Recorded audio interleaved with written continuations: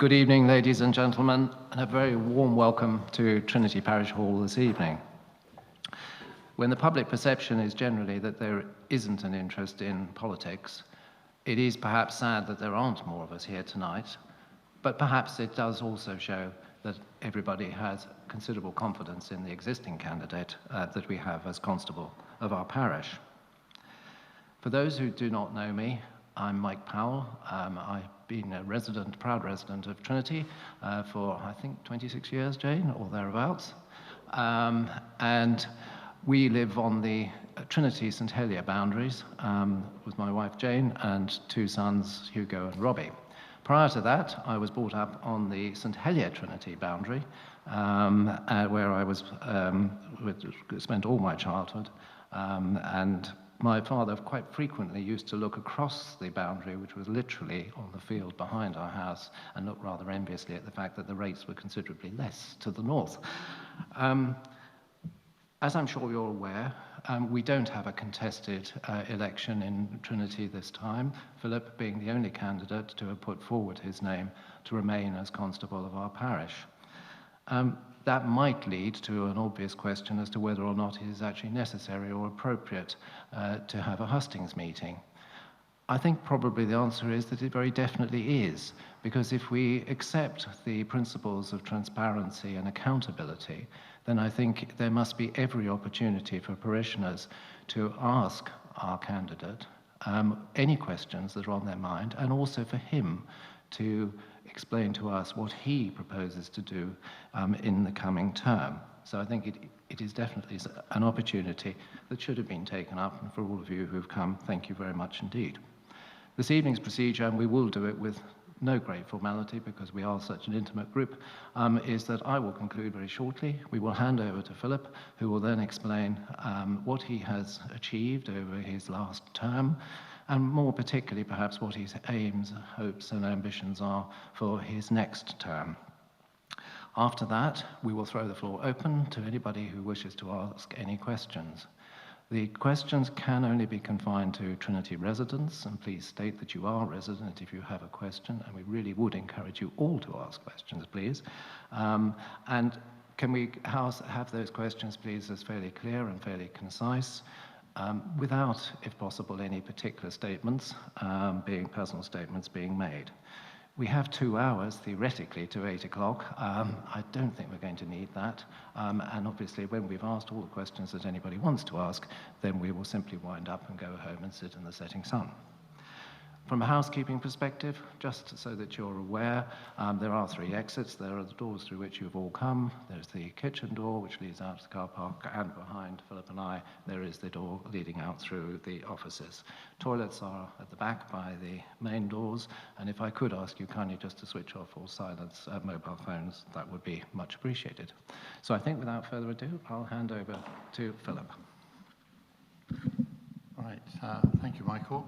I don't know how much you want to hear about what I've done in the last term, but I think my main drive is always to promote the interests of Trinity parishioners as far as and best I can. We've developed the Petanque Pavilion and the surrounding area, which brings community together. We've recently constructed and delivered the Queen's Canopy Wood, which again was another great community effort, and recently we had those Jubilee celebrations. I'm working with officers from the Department of Infrastructure to look at traffic calming, or deliver a scheme for traffic calming measures, particularly in the village centre, and looking as part of that to improve the bus service, which is woefully inadequate at the moment. That has to be tempered with the buses won't run unless there's an uptake for them. But of course, unless we try the alternative bus routes, we're never going to find out if there is sufficient uptake for them. So that's the sort of work that we're doing to try and reduce, as far as we can, traffic problems and improve connectivity in the parish. I really would like, well, I suppose that's future really, delivering some more retirement homes, but that was really part of my very limited manifesto. And apart from that, we've done a major refurbishment of our youth centre, and that's really looking after the young people and the old people, because we've put in a lift as part of that work to enable the bowlers to still get up to play bowls upstairs in the youth centre. And apart from that, just trying to promote community spirit is probably my summary of what I try to achieve in my role as constable. And look after your finances, of course, real importantly. So I think, Michael, I don't know whether you want to ask for some questions. Yes. So, would anybody like to ask a question? I think there's a roving microphone that will be attached to you if you raise your hand.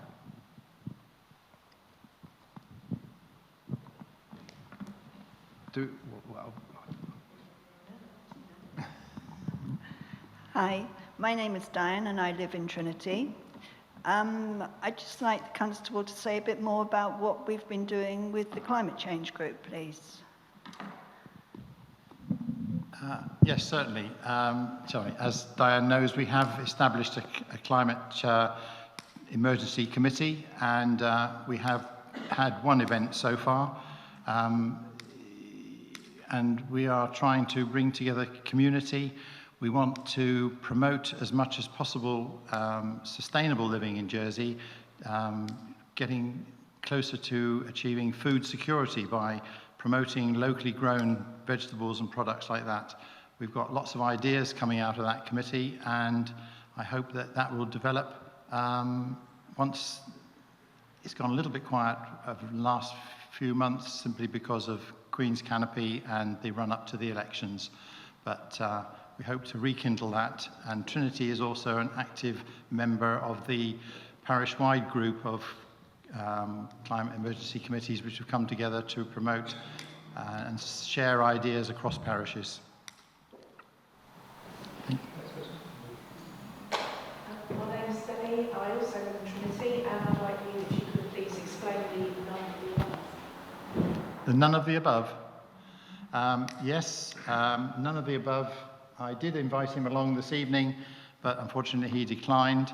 It's a new quirk or facet of our new electoral system, whereby when there is no more candidates than there are seats available or positions available, that people have to have the opportunity to vote for none of the above, so that in the event that the one single candidate gets elected, they can at least hold their head up and say, I faced an election.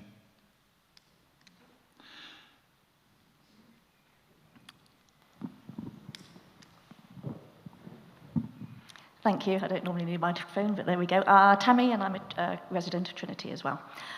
Philip, you're a member of the Alliance Group. Can I ask, there has been some comments and the potential perception that as a constable, you should not stand as a member of a party, and if you wish to do that, you should perhaps be more appropriate to stand as a deputy.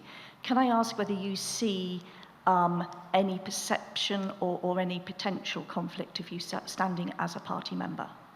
No, I'm pleased you asked that question. I decided to join a party when I started this last term with a number of other deputies and other members who were concerned that the Reform Party were moving forward and sort of gaining traction, and we were concerned that if we weren't going to stand up to them, we would eventually end up with a left-wing government. I agreed with some existing politicians, as I say, early in this last term, that we would look to form a party. And one of the guiding principles of that is that we are a group of like-minded people, and it is written into our constitution that if anything is a party policy would not take precedent over my concerns or the way that I would represent the views and concerns of my parishioners. So that's absolutely fundamentally clear in the constitution of the party that if I have to vote against the party, whatever line, then that is perfectly acceptable. And I don't see on that basis that it is. But I am, my politics, and I make no bones about it, I am right of centre with my politics. And my voting record is very similar to a lot of those other members in the party. But I do not sheepishly or intend to blindly follow a dictate. Do you see that as an advantage as Constable to be a I think when we embarked on this, we hoped that more would join. Some have said, well, they were sort of sitting on the fence and saying, well, we'll see how things go. I think that it's clearly no party is going to come out with a majority. So I think the deals that are going to be done in the back room after the election, when the dust has settled on who's actually got elected, I think are going to be the important things, really.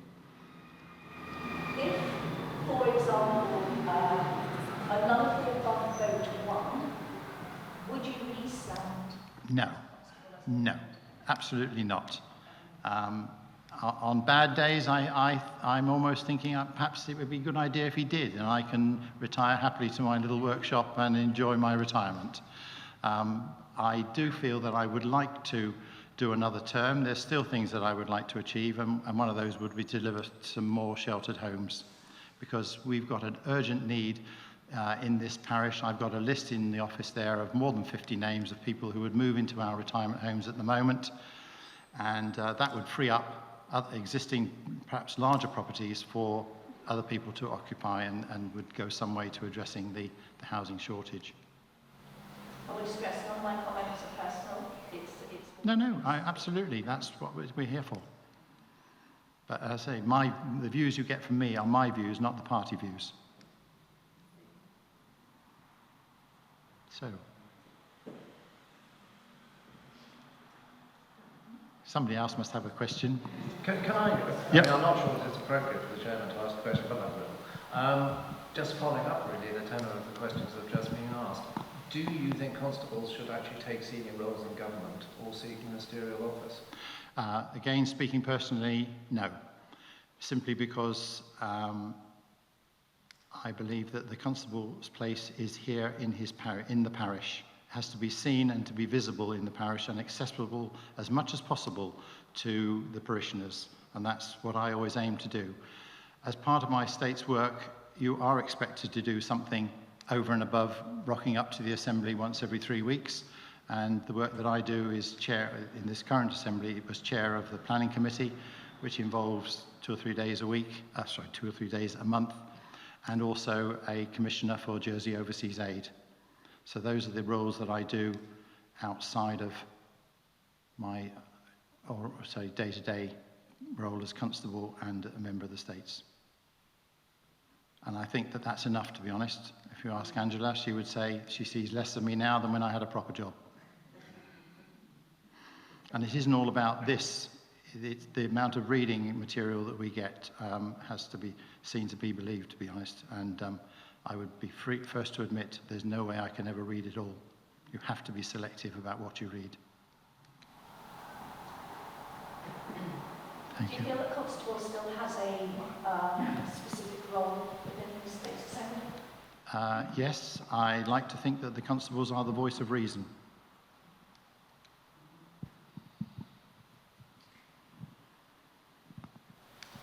Can we ask for your views on the new hospital? My views on the hospital are, I believe that I'm convinced that we do need a new hospital. A decision has been made that Overdale is the place for it to go. I'm obviously concerned, like everyone, that the costs, and I think if we've really got to be assured that we've got a complete grip of the costs and that it will provide everything that we're being assured that it will. But I don't think, I would not be supportive of throwing the baby out with the bathwater and starting again. I don't think the ideas of 2 centre hospitals, I think that's just going to throw another spanner in the works. We'll end up with another 4 years, another tens of millions of pounds wasted designing. I think we've got to the point where we've got to move forward with what's on the table, but we've got to keep a tight rein on costs. Yes, well, I'm Karen Cover, as you know. As I was going to bring up about the hospital, the new hospital. I feel you pass the People's Park, there's not many people in there. And the furore that was raised a while ago about that park was turned down. Why hasn't it been reconsidered to put Overdale in? Much easier for a lot more people than going up to Overdale. They're up the hill, you have to come down. Why not make it one way instead of the cost of realigning the road? Well, the realigning the road is being done on, I believe, on sound advice from the traffic engineers and planners that say when ambulances need to get there quickly, that going all along Rouge-Bouillon and up Queen's Road, if you were coming in from the west, would not be ideal. So there is good reason for realigning the road and getting rid of some of the very tight bends. The People's Park, I think we did miss a trick that unfortunately there was a public protest about People's Park, and the then health minister pulled the proposition to go to People's Park because we had people laying in front of the diggers. But I think it actually goes back further than that, that really the People's Park, although it looks like a big space, it would be difficult to shoehorn the amount of hospital that we plan to build onto the park. And if people had eyes open, rather than building those flats in the old St Helier quarry, if they'd actually built a car park in there or some of the ancillary things, they could have easily fitted the hospital onto the People's Park. And it was just opportunity lost. I was never in favour of the Gloucester Street, simply because we would have wasted tens of millions of pounds and caused absolute chaos for 7 years while we moved departments round to refurbish the hospital. We've had it now recently where they've done some major some significant refurbishment around the maternity unit, and there's been complaints about the babies having to have ear defenders on and things like that, because construction is a noisy and dusty and horrible process. And to do that when you're laying in bed not feeling very well around you, I don't think would have been acceptable. And departments would be moving all the time around to facilitate the changes and different phases of construction. Where do I go for my treatment today? Last week it was over here, now it's somewhere down the road. It would have been bedlam. So I was never in favour of that.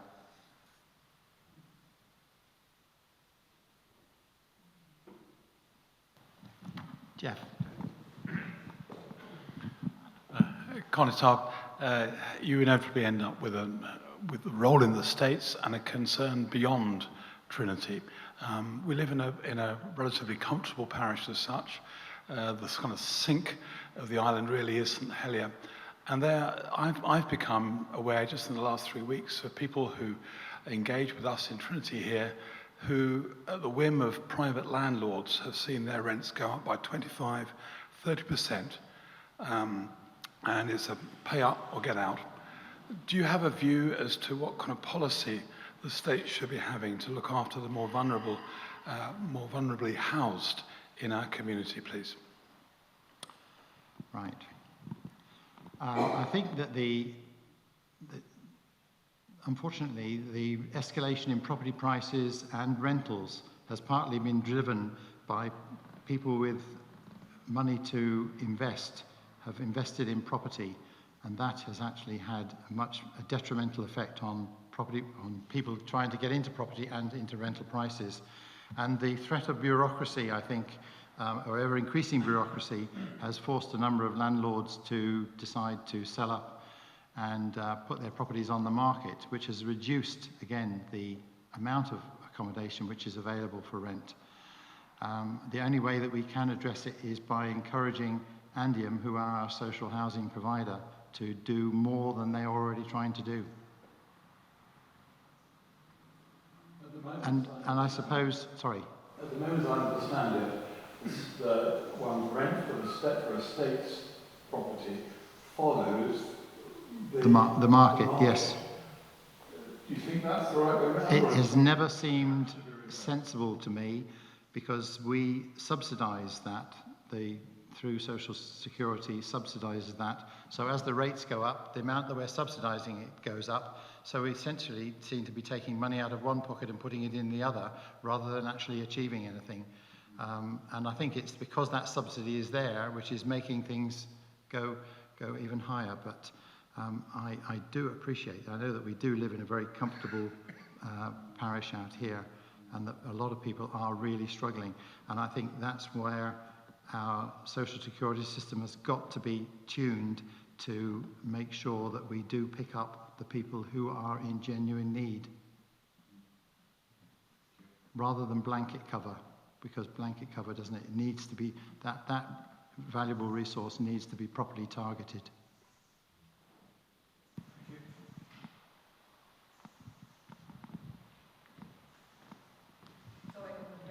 Yeah.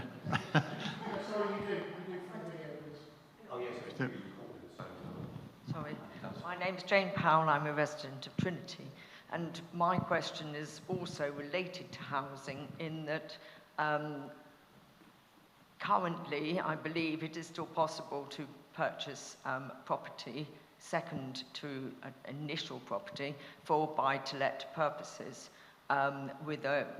without having an additional deposit, etc. Is just aggravating the housing issue. I'm not exactly sure of the details, but certainly some friends of one of our sons has actually bought himself a flat and then subsequently has been able, because of the buy-to-let scheme, purchase other flats which he's now letting out. And it seems when there is a shortage of housing that is not helpful to our housing situation. And I just wondered if there are any ways that you feel this can be sort of restricted. Yeah, I think if I had the answer to the housing crisis, I wouldn't be sitting here. I'd be being paid a lot more to be somewhere else. But seriously, I think it is a shame that, as I say, I think it's market forces where interest rates have been so low that people have got money, spare capital and cash that they put it into property because that's where the returns have been greater. I know that there's been restrictions implied, or you can no longer immigrants or sort of external people living externally to buy-to-let properties. That's all been closed off. But I think there's still one loophole in the company, the sort of share transfer thing. But there's somebody in this room who could answer that question more eloquently than me. But I'm sorry.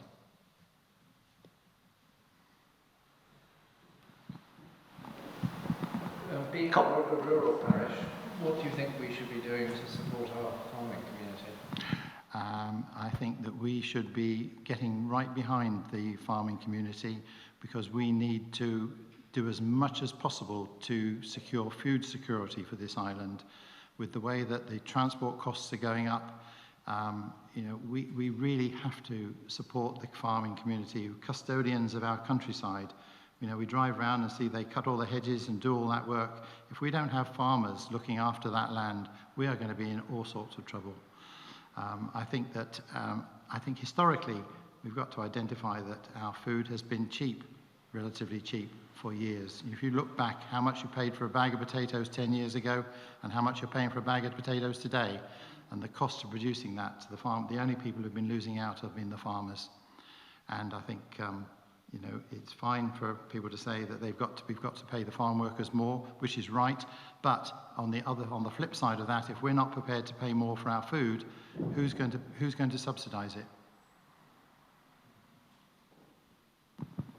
Constable, if I may, John Muller, Trinity. In my view, this new and completely stupid voting system has been put in place despite Russell Labby, who came here, being left in no uncertain mind that the parishes did not want to lose the island-wide vote. It seems to me it's designed to destroy the parish system, and it doesn't do anything to enhance the representation that we get. Would you, maybe with other colleagues, support a move back to island-wide voting? And would you, in your position, continue to support the parish system? Absolutely yes to everything. I've yet to meet the person who thinks that these electoral changes are a good idea. If he's here, please put your hand up. Everyone that I've spoken to feels disenfranchised, annoyed that we've lost the island-wide vote. From this parish's perspective, as we sit here today, we've got a constable and one deputy. We've got constable and one deputy in St John's and a constable and 2 deputies in St Lawrence. So that's 3 constables, 4 deputies representing this super constituency, and after the 22nd it will be exactly the same amount of representation, but we won't have the opportunity to vote for a further 8 seats occupied by the senators. I go further and say I think that the original decision to do away with 4 of the original 12 senatorial seats was also a mistake, because I believe that when we had 12 senators elected on a 6-year term, 6 of them rotating every 3 years, it actually gave some consistency and a thread of running through the government, where those senators sat on the heads of the primary boards. And nowadays we just have a general election, we throw all the balls in the air, they come down. It takes months for people to pick up their portfolios, understand, get their policies in place and start bringing forward some work. So we almost stand still for such a long period of time. So I didn't vote in favour of these changes. I spoke against them, and it's a rare event for me to speak in the Assembly, I know, but I spoke against them, and I will certainly, speaking with other colleagues already, know that that's going to be one of the first propositions that comes back, is that we need to do something to address this problem, because it's almost universally unacceptable. And yes, I'm absolutely an avid supporter of the parish system and do everything I can to promote it.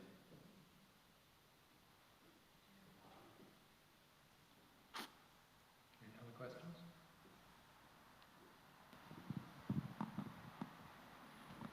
No? Is there anything off the internet at all? Right, no? Well, I mean, one of the further areas which seems to have come up at a lot of the Hustings meetings is a general criticism about the perception, at least, that committees seem to have to engage UK-based consultants at almost every turn. What is your view about that? Do you think it's justified? And I think it's not justified, and I think a lot of it is driven by the criticism that is levied on everyone who tries to do something. There is such, particularly social media, I blame for a lot of this, that as soon as somebody sticks their head above the parapet, they get shot at. You know, we've got people who want to bring forward ideas, but they're afraid to bring forward ideas simply because they know that they're going to get criticised. And it's so much easier to say, well, it wasn't my idea, it was somebody from the UK. And I think we need to get back to, we've got the people who can make these decisions. We employ, you know, the second biggest employer in the island, or whatever we are, the States, and we've got some really, really talented staff. And I think we need to nurture those people, make them feel wanted and appreciated, which so many of our civil servants at the moment don't, because I think morale generally throughout the public sector is on the floor. And I think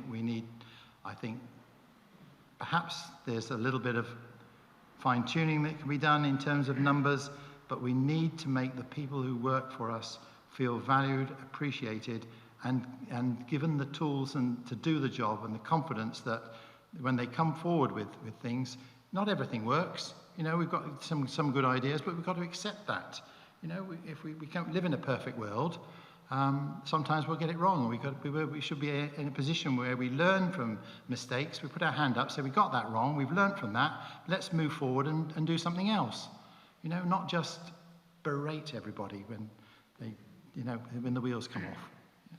As a civil servant, leading on from that wonderful statement, would you consider sitting on the State's Employment Board? Good question.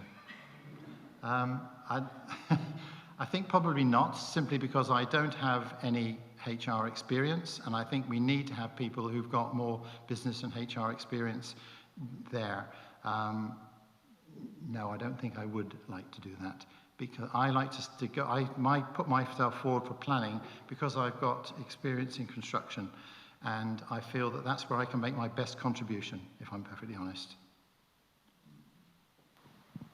Leading on from that, Constable, although there are 1 or 2 local chief officers, I'm probably one of the last local chief officers.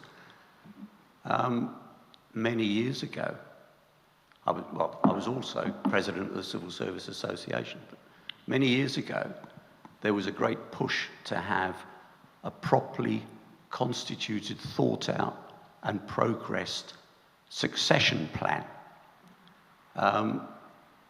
Would you and your colleagues like to propose that this is introduced with some gusto this time around? Yes, absolutely. I think we have to do everything we possibly can to promote homegrown talent in every aspect of life, really. In all industries, we need to be training people and giving them the skills that employers want, and actually developing our own people, not bringing them in. No immigrants here.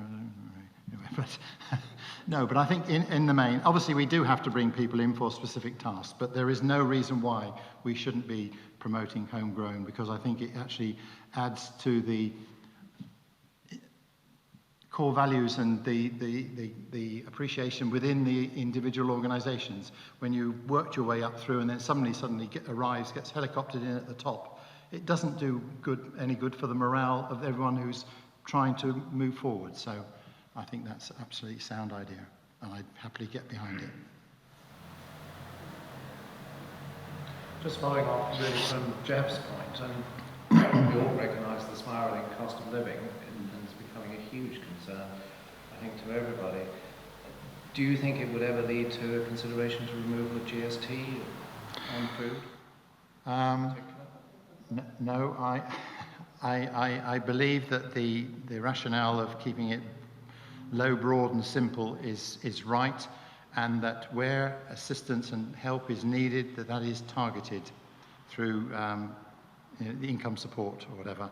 But I think if we start tinkering with it, we'll actually end up creating more jobs and achieving very little, because taking it off, if GST came off food, a lot of people, everyone would be happy, but it actually wouldn't really be of a great benefit to those who really need some help. I think it would be better to spread that help down to those who really need it. Anybody else have any questions? No? Well, thank you all very much indeed for attending. I hope you've really enjoyed listening to Philip's very frank and honest answers. I think they've been very illuminating, and I think we're very lucky that we have Philip as our candidate for Constable. So, on that note, thank you very much.